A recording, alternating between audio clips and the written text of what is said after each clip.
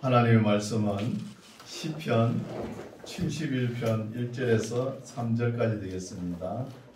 시편 71편 1절에서 3절까지 말씀 제가 공부해 올립니다. 여호와여, 내가 주께 비하오니 나로 영영이 수치를 당케 마소서. 주의 의로 나를 건지시며 나를 풀어주시며 주의 길을 내게 기울이사 나를 구원하소서. 주는 나의 무시로 피하여 거할 바위가 되소서. 주께서 나를 구원하라 명하셨으니 이는 주께서 나의 반석이시요 나의 산성이심이니이다. 아멘. 아멘. 할렐루야. 반갑습니다. 네. 한 주 동안도 하나님께서 보호하셔서 오늘 우리가 이렇게 평안하게 예배 드릴 수 있는 줄 믿습니다. 네. 항상 평안한 삶을 살 때 하나님 앞에 찬송을 올리시기 바랍니다. 네. 오늘 말씀은 설교 제목이 소망을 품고 찬송하자예요. 소망을 품고. 71편 내용을 보면은 언제 누가 기록했는지 잘 모르죠. 누가 기록했다 이렇게 안 돼 있으니까. 다윗의 시 같은 경우 위에 다윗의 시 이렇게 기록해 놓잖아요. 그럼 누가 했는지 몰라요. 근데 내용을 보면은 다윗이 기록했다는 걸 볼 수 있어요. 내용을 보면은. 근데 우리가 책을 적거나 뭐 편지를 보내거나 언제 어디서 누가 무엇을 어떻게, 이걸 육하 원칙이라 그랬죠. 이걸 정확하게 명기를 하면은 후 시대의 사람들이 책을 읽을 때 이해가 바르죠. 이렇게 그냥 제목도 없고 일어나니까 상당히 어렵습니다. 근데 내용을 보면은 다윗이 살아가면서 어려운 역경, 고난, 고통, 환난을 겪으면서 하나님을 어떻게 찬송 올렸는가, 이런 내용이에요. 그래서 우리 살펴보겠습니다. 71편 1절 여호와여, 내가 주께 피하오니 나로 영영이 수치를 당케 마소서. 이제 다윗이 일평생 살아가면서 나이가 들고 이러면 하나님 앞에 죄가 더 많아지죠. 허물과 죄가. 우리도 그렇습니다. 살아갈 때 젊은 날에는 그래도 하나님 앞에 나이가 적기 때문에 죄를 적게 지을 수 있어요. 나이가 이렇게 많아지면 하나님 앞에 부끄러운 일만 생길 수밖에 없어요. 그래서 다윗이 볼 적에 너무 하나님 앞에 수치스러운 일이 많다는 거예요. 이제 나이가 70이 넘고 보니까, 70 되고 보니까.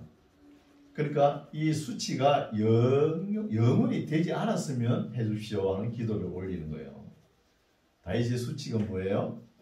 일순간에 잘못으로 인해서 아들이 아버지 앞에 칼을 들이대고, 또 사울왕 그 밑에 부하들이 소아들이 다 다윗과 대적이 되지 않습니까? 원수가. 그래서 다윗이 내 원수가 왜 이리 많은지 머리들보다 많다는 거예요. 머리들보다. 이런 삶의 역경을 이겨낸 사람이 다윗이에요. 오늘 배울 교훈이 그런 겁니다. 우리 인생을 살아가면서 이런 일 저런 일 많이 겪죠. 겪을 때마다 이런 말씀을 읽고 용기 있게 살아가는 거예요.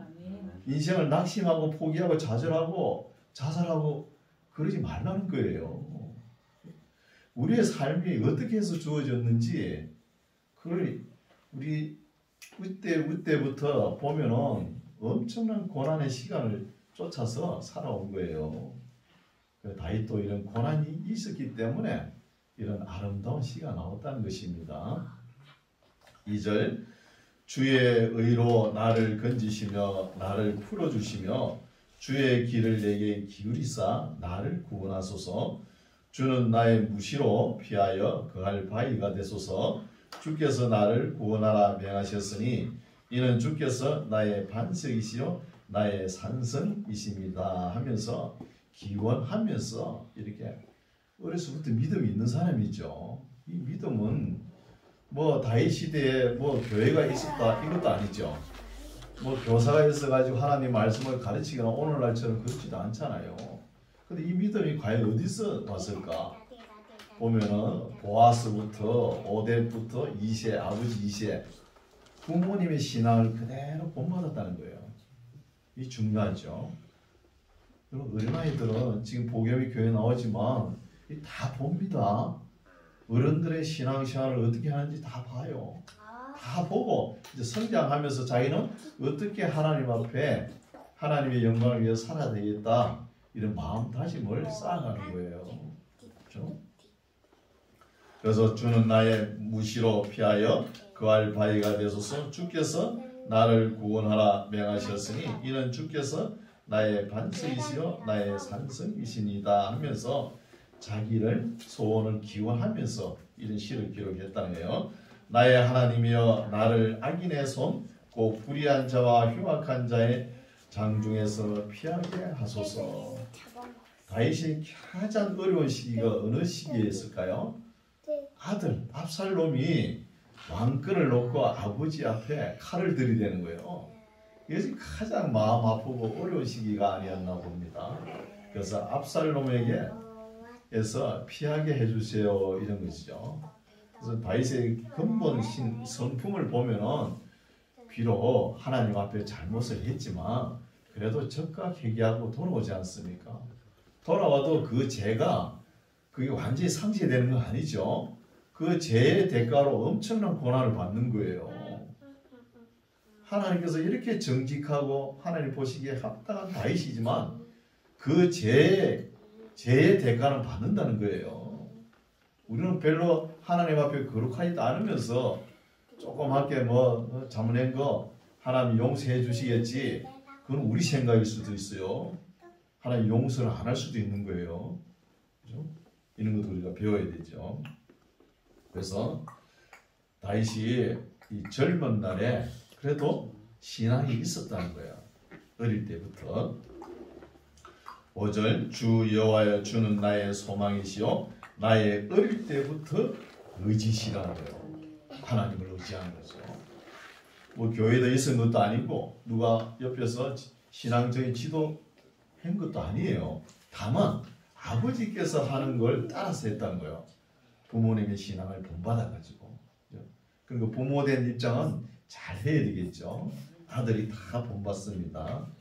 그래서 다윗이 뭐 한 20살 때는 그래도 젊은 날에는 그래도 다윗 골리앗을 블레셋 골리앗을 때려잡을 때는 그래도 혈기왕성했지 않습니까?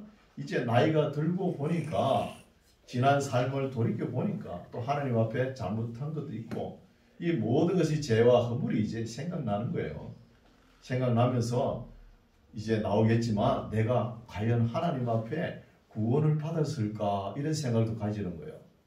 우리의 신앙도 한번 점검해 볼 필요가 있습니다. 내가 지금 신앙의 길을 걸어가고 있는데 바른 길로 걸어가는지 하나님의 약속의 말씀을 비춰가지고 봐야 되는 거예요. 그냥 맹목적으로 교회 나가면 복 주겠지 이런 신앙은 아주 안 좋은 신앙입니다. 나오더라도 왜 나오는지 무엇 때문에 나오는지 그걸 알고 나와야 되잖아요. 그렇죠?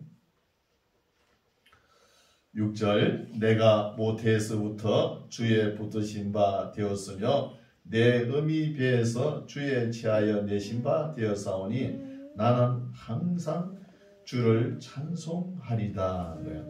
나는 무리에서 이상함이 되었사오나 주는 나의 견고한 피난처시오니 주를 찬송함과 주를 존숭함이 종일토록 내 입에 가득하리다. 나를 늙은 때에 버리지 마시며 내 힘이 쇠약할 때 떠나지 마소서 한 거예요. 이제 다윗이 나이 들고 철이 들고 했는데 엄청난 시간이 지나가 버렸으니까 내가 할 수 있는 일이 얼마 없다는 거예요. 얼마 없으니까 또 하나님 앞에 깨끗하지도 못하잖아요. 깨끗하지 못한 결과로 아들이 아버지 앞에 칼을 들이대고 왕권을 내놓으라는 이런 엄청난 일을 당하면서, 그죠? 이런 당한 역사를 우리가 읽어왔잖아요. 이 당하면서 이 원치 않는 죄의 결과를 다윗도 다 하나님께서 징벌을 주신 것을 달게 받는 거예요. 달게 받으면서 이제 나이가 들고 이래 하니까 내가 늙은 때에 또 쇠약할 때 하나님 나를 버리지 마소서 하면서 기도를 올리는 거예요. 우리 안 믿는 사람도 이런 단어 쓰지요. 임사호천이라고. 죽을 때 다 돼가지고 하늘을 찾는다는 거예요. 임사호천이라고요. 그런 한자어도 있지 않습니까? 그러나 다윗은 정직하게 행했습니다. 읽어보면 비록 잘못한 일도 있지만, 그래서 나이가 들고 이제 늙으니까 몸은 쇠약해지고 내가 하나님 앞에 바르게 행했는가, 그렇지 못한 것이 기억 속에 생각나니까 이제 죽음이 가까이 오니까 절박한 거예요. 절박하면서 이제 이 하나님 앞에 내가 바르게 살다가 이제 죽는 것이 감사하다는 거예요. 지금부터라도. 그런 말씀이 내포되어 있겠죠. 9절 나를 늙은 때에 버리지 마시며 내 힘이 쇠약한 때에 떠나지 마소서. 나의 원수들이 내게 대하여 말하며 나의 영혼을 엿보는 자가 서로 대하여 이르기를 하나님이 저를 버리셨은저 따라잡으라 건질 자가 없다 하오니. 다시 어디로 가나 전쟁을 해도 백전백성 승승장구할 때는 하나님께서 함께 하시니까 주변 열방 왕들이 덤비지를 못했어요. 이제 다윗의 신세가 어떻게 됐습니까? 아들 녀석에게 쫓겨다니고 이런 신세가 되니까 그 주변 사람들이 지금은 다윗은 아무것도 아니다. 하나님께서 함께 하지 않으니까 그냥 따라잡으라는 거예요. 따라잡으면 건질 자가 없다는 거예요. 그런 인식이죠. 그래서 압살롬의 반역을 보고 주변 사람들이 압살롬 편에 서는 거예요. 12절 하나님이여 나를 멀리 마소서. 나의 하나님이여 속히 나를 도우소서. 내 영혼을 대적하는 자로 수치와 멸망을 당케 하시며 나를 모해하려 하는 자에게는 욕과 수욕이 덮이게 하소서. 나는 항상 소망을 품고 주를 더욱 찬송하리다. 오늘 설교 제목이죠. 소망을 품고 더욱 하나님을 찬송한다는 거예요. 다윗의 입장을 우리가 돌이켜보면 절망 중이죠. 압살롬에게 쫓겨다니고 사울 그 수하에 있던 사람들에게 항상 대적의 관계에 있지 않습니까? 불안한 거예요. 이렇게 절망 중에서도 다윗은 믿음을 추스리면서 항상 변함없이 하나님을 향한 찬송을 올릴 수 있다는 거예요. 이게 믿음이죠. 우리가 어려운 고통, 환난이 다가오면 하나님을 떠났다가 또 뭐가 물질적 축복을 많이 주면 또 왔다리 갔다리 이런 신앙은 하나님께서도 참 골치 아플 거예요. 너는 도대체 내가 어떻게 해줘야 예배당에 가만히 있겠냐? 그죠? 그런 생각 안 들겠습니까? 하나님도. 그런 사람들이 갈수록 많아져요. 갈수록.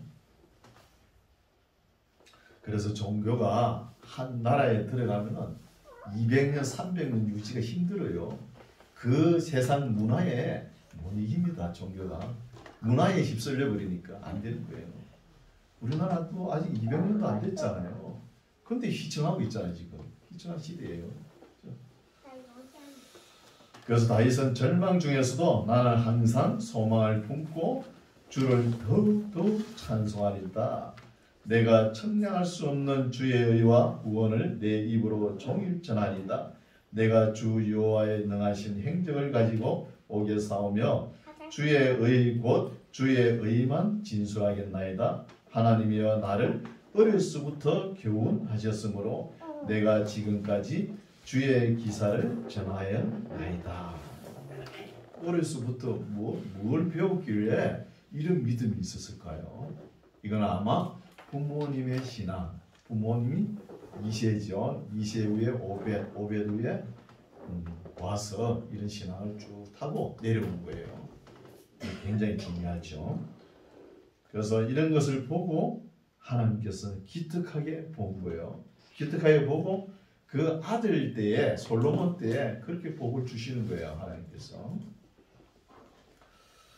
18절 하나님이여 내가 늙어 백수가 될 때에도 나를 버리지 마시며 내가 주의 힘을 구대에 전하고 주의 능을 장래 모든 사람에게 전하기까지 나를 버리지 마소서 하는 거예요. 그래서 다윗은 지금 허물도 있고 죄도 있지만 그러나 또 아들도 배반하고 이랬지만 그래도 하나님을 떠나지 않았다는 거예요. 하나님을 떠나지 않고 또 하나님 앞에 부족한 거 있으면 적극 해결을 했다는 거예요. 우리도 살아가면서 이런 죄 저런 죄 자범죄는 범할 수 있습니다. 그때마다 돌아오면 되는 거예요. 끝까지 자기가 잘났다고 끝까지 고집 부리고 안 돌아오는 거는 그건 하나님이 버리신 거예요. 19절 18절 하나님이여 내가 늙어 백수가 될 때에도 나를 버리지 마시며 내가 주의 힘을 후대에 전하고 주의 능을 장래 모든 사람에게 전하기까지 나를 버리지 마소서. 하나님이여 주의 의가 또한 지극히 높으시니다. 하나님이여 주께서 대사를 행하셨사오니 누가 주와 같으리까. 우리에게 많고 심한 고난을 보이신 주께서 우리를 다시 살리시며 땅 깊은 곳에서 다시 끌어올리시리다. 나를 더욱 창대하게 하시고 돌이키사 나를 위로하소서. 하나님께서 우리를 위로하셔야 그게 진정한 위로가 되겠죠. 세상 사람들에게 위로받는 거는 그거는 일순간밖에 안 되는 거예요. 여러분 말씀으로 하나님께서 위로하시는 위로를 받으시기 바랍니다. 21절 나의 하나님이여 내가 또 비파로 주를 찬양하며 주의 성실을 찬양하리다. 이스라엘의 거룩하신 주여 내가 수금으로 주를 찬양하리다. 다윗이 너무 어려우니까 하나님 앞에 찬송 올리는 것을 잊어버렸는가 봐요. 그것을 회개하면서 이제는 수금도 챙기고 비파도 챙겨가지고 하나님 앞에 찬송을 올려야 되겠다. 이렇게 믿음을 추스리는 말씀이에요. 믿음을. 다윗은 악기까지 다 만들죠. 아름답게 하나님께 찬양을 올릴 수 있는 거예요. 찬송을. 그런 말씀입니다.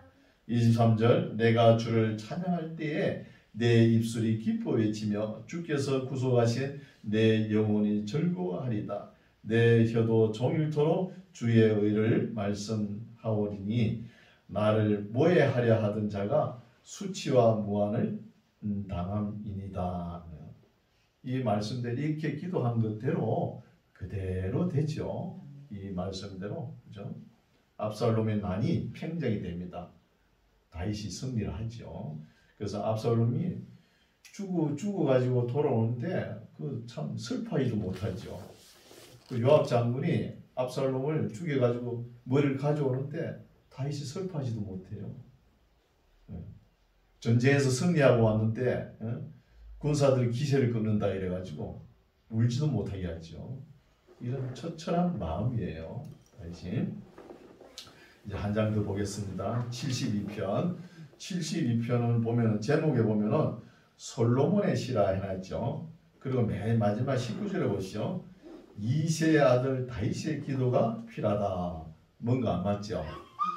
네. 솔로몬의 기도면 솔로몬의 기도 시를 올렸든지 그래야 되는데 그렇지 않은 거예요. 그 내용을 살펴보면은 솔로몬을 위한 기도시라는 거예요. 누가? 다윗이 있었다는 거예요. 다윗이 솔로몬을 위한 기도를 했다는 거예요. 네, 그런 내용입니다. 살펴보겠습니다. 71편 1절 하나님이여 주의 판단력을 왕에게 주시고 주의 의를 왕의 아들에게 주소서. 주의 의를. 그러니까 백성들의 지도자 왕을 위해서 오늘의 목회자를 위해서 이런 기도문이 쭉 이어집니다. 이걸 볼 때에 솔로몬을 위해서 누가 이런 시를 적었다는가요? 적었다는 그러면 아버지 다윗이 기록하지 않았나 이렇게 보는 거예요. 2절 저가 누구죠? 왕 보고 저가 2절 주의 백성을 의로 판단하며 주의 가난한 자를 공의로 판단하니 의로 인하여 산들이 백성에게 평강을 준다는 거예요. 앞에 판단하며 나오죠. 솔로몬이 일천 번제를 드려가지고 하나님 앞에 응답받은 게 뭐예요? 랩을 삼아 듣는 마음이에요. 지금 백성이 많아질 텐데 이 백성을 공평하게 어떻게 재판할 것이냐, 이걸 하나님 앞에 구하는 거예요. 하나님께서 그거 듣고 썩 마음에 드신 거예요. 그거 아니라 부귀영화까지 내가 다 줄게, 그러지 않습니까? 판단하며 주의 가난한 자를 공의로 판단하리니 의로 인하여 산들이 백성에게 평강을 준다는 거예요. 여기 산들이라 표현을 했는데 이스라엘 나라 가면은 산꼭대기에 사는 사람들이, 부자들이 살아요. 고관 대작들이 산꼭대기에 삽니다. 선선한 지역에. 우리나라는 다르죠. 산꼭대기 달동네라 그러지 않습니까? 우리나라하고 지형이 좀 다릅니다. 산들이 백성에게 평강을 주며, 이게 샬롬이죠. 솔로몬, 솔로몬 이런 뜻이죠. 샬롬을 주며 작은 산들도 그리하리로다. 저가 백성의 왕이 백성의 가난한 자를 신원하며 억울함을 풀어주며, 이게 샬롬입니다. 신원하며 궁핍한 자의 자손을 구원하며 압박하는 자를 꺾으리로다. 저희가 해가 있을 동안에 주를 두려워하며 달이 있을 동안에 대대로 그리하리로다. 저는 벤 풀에 내리는 비같이 땅을 적시는 소나기같이 임하리니 저의 날에 의인이 흥왕하여 평강의 풍성함이 달이 닿을 때까지 이르리로다 하면서, 왕이 집권하면 태평성대를 이루어 주시옵소서 하면서 이 기도문이 되겠죠. 태평성대를 이루는 왕이 되십시오 하면서 기도를 올리는 거죠. 영국에 가면 영국 여왕을 위해서 정식 기도문을 올린 기도문이 있습니다. 이 영국 여왕이 영국이라는 나라를 잘 치리해 주시옵소서 하는 기도문이 있는 거예요. 우리나라에도 이런 기도문이 있으면 좋겠는데, 그죠? 맨날 조찬 기도만 하고 그러죠.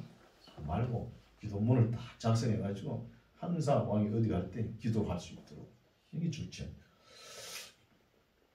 7절 저의 날에 6절 저는 벤 풀에 내리는 비같이 땅을 적시는 소나기같이 임하리니 저의 날에 의인이 허망하여 평강의 풍성함이 달이 닿을 때까지 이르리로다. 저가 바다에서부터 바다까지와 강에서부터 땅끝까지 다스리니 광야에 거하는 자는 저의 앞에 굽히며 그 원수들은 티끌을 핥을 것이며 다시스와 섬의 왕들이 공세를 바치며 서바, 예멘이죠. 오늘날 예멘 나라, 시바, 이디오피아입니다. 이디오피아 왕들이 예물을 드리오리다. 이때 어느 때요? 솔로몬 때 다 예물 드리러 오지 않습니까? 11절 만왕이 그 앞에 부복하며 열방이 다 그를 섬기리로다. 솔로몬 때 이런 일이 있었죠. 주변 열왕들이, 그죠? 정략적으로 딸을 앞세워가지고 솔로몬하고 결혼을 시키지 않습니까? 이게 아마 솔로몬 때 했으니까 다윗이 기도한 것이 맞다, 이렇게 평가할 수 있죠. 12절 저는 궁핍한 자의 부르짖을 때에 건지며 도움이 없는 가난한 자도 건진다는 거예요. 그럼 왕이 할 일은 이거예요. 부자들은 가만히 놔둬도 잘 삽니다. 부자들은. 그러나 정치하는 대통령 왕은 너무 부자들만 잘 사는 게 놔두면 안 되죠. 그 높은 언덕을 깔아뭉개가지고 낮은 쪽으로 좀 채워주는 이런 역할을 해야 되는 거예요. 그래야 정치를 잘하는 거예요.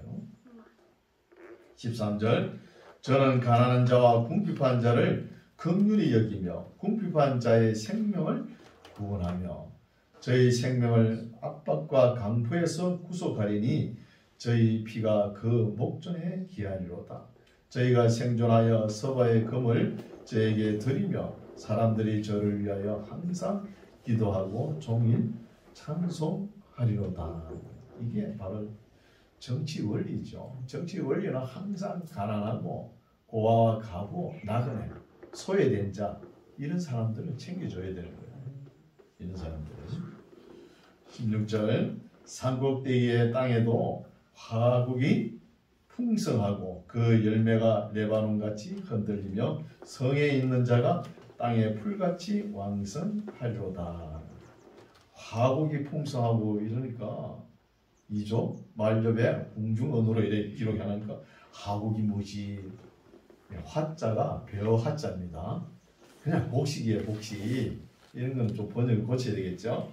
그냥 곡식이 산꼭대기에도 풍성하며 그 열매가 레바논같이 흔들리며 성에 있는 자가 땅에 풀같이 왕성하다는 거예요. 그래서 부자들은 되도록이면 하나님께서 돈은 누구에게 주느냐 하면 부자들에게 맡깁니다. 여러분, 가난한 자는 돈을 맡겨도 돈을 관리를 못해요. 관리를 못하기 때문에 일평생 가난하게 사는 거예요. 부자는 돈 관리를 잘하는 거예요. 그냥 하나님께서 왜 부자들에게 더 많은 돈을 맡기느냐 하면 관리를 잘하니까 맡기는 거예요. 그 대신에 너가 관리를, 내가 돈을 주는데 관리를 어떻게 하냐? 너 혼자 잘 먹고 잘 살아라고 그런 게 아니라 부자가 부자되게 해주는 것은 너가 돈을 잘 관리해가지고 어렵고 가난한 자를 챙겨주라는 거예요. 어렵고 가난한 자는 돈 관리를 못하니까. 이게 하나님의 말씀이에요. 우리가 맨날 가난하다고 하나님 앞에 떼쓰고 불평하지 말고, 아, 내가 관리를 잘못해서 돈이 많이 없는가 보다 이렇게 생각해요. 그러면 한층 편안하죠. 여러분, 돈 관리를 잘하는 사람에게 돈을 맡기는 거예요. 한번 돈을 맡겼는데 나오지 않는 사람에게 하나님께서 맡기겠습니까? 여러분, 사회 보십시오. 썩어 골마 터지잖아요. 거기는 물이 들어가긴 들어가는데 나오는 구멍이 없어요. 그러면 물이 썩어 들어가잖아요. 그 반대편에 요단강 물은 어때요? 저 헤르몬 산에서 내려온 물줄기가 쫙 내려오면서 빠지는 데가 있으니까 물이 막지 않습니까? 부자들도 돈을 많이 하나님께서 맡기지만 쓸 줄도 잘 알아야 돼요. 가난한 사람들은 맡겨도 쓸 줄도 모르고 그냥 부득이 안고 있는 거예요. 그러면 하나님께서 안 맡기는 거예요. 그렇죠? 이런 것들 우리가 깨달아야 되죠. 17절, 그 이름이 영구하며 그 이름이 해와 같이 장구하리로다. 사람들이 그로 인하여 복을 받으리니 열방이 다 그를 복되다 한다는 거예요. 다르게 치리하는 왕 솔로몬을 보고 복되다 하리로다 하는 거예요. 그렇죠? 이렇게 다윗이 기도한 대로 솔로몬 시대에 복을 주죠. 솔로몬이 이 복을 다 받았습니다. 받았는데 어디에서 잘못됐나? 일천 여인의 치마 폭에서 놀아나기 때문에 잘못됐다는 거예요. 이렇게 복을 받은 거죠. 잘 관리를 해가지고 어려우고 가난한 사람들을 도왔으면 나라가 이렇게 이스라엘 나라가 뿔뿔이 안 흩어졌을 거예요.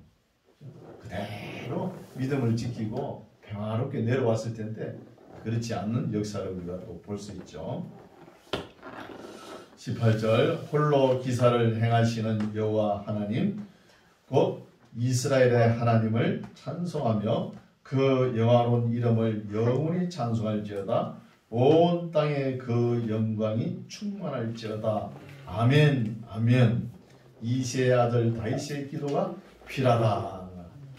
아멘 아멘 하면서 시편이 총 5권으로 되어 있죠. 이제 두 번째 끝이 납니다. 여기서 두 번째 73편부터는 이제 제 3권이 시작되죠. 오늘 말씀 여기까지인데 이 다윗은 어렸을 때부터 부모님의 신앙을 본받아 가지고 그 어려운 고난의 질고를 다 겪으면서 믿음을 추스리는 말씀을 오늘 살펴봤고 또 아들 때에서 복을 받도록 솔로몬을 위해서 얼마나 많은 기도를 했을까 기도 내용을 오늘 살펴보았습니다. 우리가 지금 삶이 어렵고 힘들다 해도 저희 부모님 물론 장로님 권사님 계시지만 저희 부모님 시대에 그 어려운 고난을 생각하면은 지금 고난은 아무것도 아니에요. 젊은 사람들이 이해를 못하지만 제가 어릴 때 보면은 우리 산골짜기에 물 줄기는 하나예요. 우물이 하나 있고 그 10집이 10가구가 그 물 하나를 가지고 다 먹고 살았어요. 그 아침에 일찍 가서 물부터 길어와야 하루가 시작되는 거. 그 어머니는 맨날 물 길어와가지고 또 밥하고 또 불도 떼잖아요. 나무를 해가지고 또 불 끄주면 그 소박 받잖아요. 시집와가지고 그 여름에는 좀 덜하죠. 겨울에 그 물 오기 동지에 물리고 오보세요. 물이 출렁출렁 그러다가 가슴에 이런데 저 스며들어 보시오. 얼마나 차갑습니까? 또 신발은 있습니까? 집신 같은 거 고무신 같은 거 그 신으면은 기능타임 미끈미끈 하잖아요. 그 엎질러질까봐 또 애는 덜쳐놓고 어머니의 고생을 생각하면은 참 이해를 못해요. 지금은 저도 못하겠어요. 얼마나 고생을 했는지. 물론 우리 교회도 장로님 권사님 시대 그 시대를 이야기하는 거예요. 그게 얼마 안 됐어요. 제 어릴 때 60년대 70년대 그랬습니다. 얼마나 고생을 했겠어요. 또 여름이면 지금철기예요. 지금철기예요. 3월 심어요. 3월 심어가지고 껍질을 벗겨가지고 또 평상에 앉아가지고 이래 또 연결을 해가지고 그걸 이래 또 말려가지고 또 올려가지고 겨울 되면 그것도 산배로 짜잖아요. 짜가지고 애들 옷을 입히고 또 모카를 심어가지고 모카에다 물레를 돌려가지고 그 무명 옷을 만들잖아요. 참 그런 고생 엄청납니다. 그래서 우리의 삶이, 우리의 인생이, 우리의 생명이 어떻게 해서 이어져 온 생명인데 우리가 함부로 살 수가 있을까요? 함부로 우리 거라고 내 거라고 함부로 살면 안 돼요. 우리의 부모님, 할아버지 때부터 쭉 살아온 그 내력을 보십시오. 얼마나 고통스럽고 그런 고통도 다 감내하면서 살아온 거예요. 그걸 생각하면 우리의 삶이 하루하루 삶이 어려움이 닥치다 해서 낙심하고 자살하면 안 된다는 거예요. 그런 것을 생각을 또 올리면서 더 용기 백배해가지고 살아야 되죠. 그래서 우리 지금 어렵더라도 지금 기름값도 뭐 얼마나 오를지 모르겠어요. 계속 오르고 있잖아요. 어렵더라도 우리 삶이 어떻게 해서 이어져 온 삶인데 생명인데 우리 함부로 살아서는 안 된다. 낙심하고 자신하지 마시고 굳건하게 하나님의 약속을 벗삼아서 말씀을 벗삼아서 살아가는 저와 여러분 되시기 바랍니다. 기도하겠습니다. 하나님 아버지, 오늘은 이새의 아들 다윗의 마지막 기도, 자기 뒤를 이을 왕을 위한 기도를 들었습니다. 우리나라를 다스려가는 위정자들도 다윗의 기도대로 훌륭한 지도자가 되어서 언제나 가난하고 궁핍한 자, 어려운 자, 압제당한 자, 약한 자를 위해서 신원하는 참 평강이 있는 나라가 되게 하옵소서. 예수님 이름으로 기도드립니다. 아멘.